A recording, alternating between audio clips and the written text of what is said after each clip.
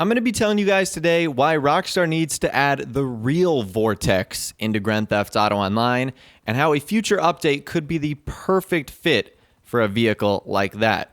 So, in case you guys have no idea what I'm talking about, the Vortex is a futuristic bike, not like Shotaro futuristic, but it looks pretty futuristic. The Rockstar added in the Bikers DLC. It has some cool alien attachments on there, some glowing features. It's overall a cool bike, but it really doesn't have anything that makes it stand out from the other bikes that you might use in racing or something like that. It's not unique enough like the Shotaro or the Sanctus. And it really doesn't do anything all that different from the $10,000, $15,000 bikes. So the Vortex is cool, but it's not all that unique. However, what the Vortex did was take the name of an incredibly popular vehicle from Grand Theft Auto San Andreas. I'm sure you guys have played GTA San Andreas. If not, you should get around to doing so. I think it's backwards compatible on the PS4. I know for a fact it's on the PC. It's probably arguably the best game Rockstar's created. Some people say it's the most fun Grand Theft Auto game, and I will agree there. It is one of the most fun GTA games that they've created. Anyways, getting back to the name Vortex, why is that important? Well, the Vortex is an incredibly cool vehicle in GTA San Andreas. And I feel like in today's era of Grand Theft Auto Online that's filled with wacky vehicles, this would be absolutely perfect. So in GTA San Andreas, the Vortex is a single-seat hovercraft distinguished by its uniquely large fan and air cushion below the main hull. The vehicle uses a steering wheel that is connected to two rudders located on the back, giving the steering ability on it. The engine uses two exhaust pipes that seem to have no extra fixing point. Therefore, the player can see them wobbling while driving the vehicle. Now, what's interesting is the Vortex is an amphibious vehicle. It's capable of moving on both land and water. The vehicle has rather poor handling and average speed due to its primary source of locomotion being a fan in the back with a large rudder and gliding across the ground, thus having no grip. Judging by its engine, the Vortex appears to be powered by a twin-cylinder engine. Now, the Vortex is also capable of gliding short distances if the player sends the vehicle flying off a high location, which behaves similarly to controlling an airborne car. And with some effort, it's possible to fly the Vortex if you launch it off something like the summit of Mount Chiliad. Now, here's why I think this could work so well in Grand Theft Auto Online. Number one, it's a vehicle that I think would fit perfectly in the GTA series. So the Vortex would not be the first amphibious ground-based vehicle. We've seen the Technical Aqua, we've seen the Blazer Aqua, the APC. We've seen plenty of vehicles like that. So it would certainly not be out of the realm of, weirdness in terms of Rockstar adding that into the game. Now, let's talk about how they could add a vehicle like this into the game. I believe it would certainly have to be done with some sort of naval or sea-based or water-based update. And I'm not sure what Rockstar is going to be doing next, but I definitely feel like there's a strong possibility that they could do something regarding around water or naval or sea-based activities in the next DLC, or at least in a future update. And if so, this would be the perfect addition. Now, one of the admins or moderators on the GTA forum site, WildBrick142, has actually created his own version of what the Vortex would look like in game. This is a photo of that right there. You can see how it would operate, that big fan on the back. It would sort of hover on land and water. Knowing Rockstar, I'm sure they would weaponize it in some way, shape, or form so they could make it more expensive and obviously useful in other different ways. And imagine the possibilities here, having new businesses or properties on the water or the coast, such as an old oil platform, marinas, or a beach house, hovercrafts with personal customized boats.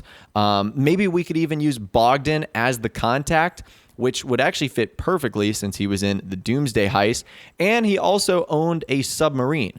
So he kind of has the water contact or connection that we would use.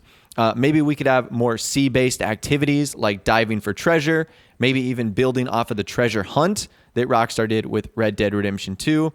I could see Rockstar doing something like a sea MOC, weaponized boats, yacht expansions. There's so many things they could do. The aircraft carrier, which of course is in the water. Rockstar has that into the game.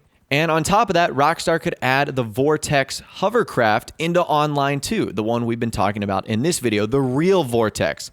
Now, I'm not sure what Rockstar would call it because they obviously couldn't call two vehicles the Vortex. So that makes it a little bit awkward. What would they call this vehicle? In fact, I want to hear from you guys in the comments down below. If Rockstar does add this vehicle in the game, what would they call it? Would they have to make up their own name? Would they do something really boring and just call it hovercraft or something like that? Let me know in the comments down below. Now, it would make sense to have a sea-focused DLC at some point. I mean, there's just so many things that can happen, and it would most certainly be a logical step. We had a land-based military DLC. We've had an air-based military DLC. So why not have the sea complete the set? On top of that, and this is something I've mentioned in a previous video, we got the Sea Sparrow in the last update, which is sort of the perfect bridge between the previous DLC and, of course, the ocean. As I mentioned earlier, we have a lot of amphibious vehicles like the APC. So we have a lot of vehicles that can go from land to sea, air to sea, but we don't really have a sea-specific vehicle, which of course would be pretty cool, and a sea-specific update to go along with it. Now, there's a lot of different things that Rockstar could do. I'm almost imagining sort of a Tropic Thunder DLC. Here's another example that Wildbrick came up with. This is a customized Jetmax, and you can see here it's got a Sprunk livery on here with sort of a red and green combination, 19 written on the side.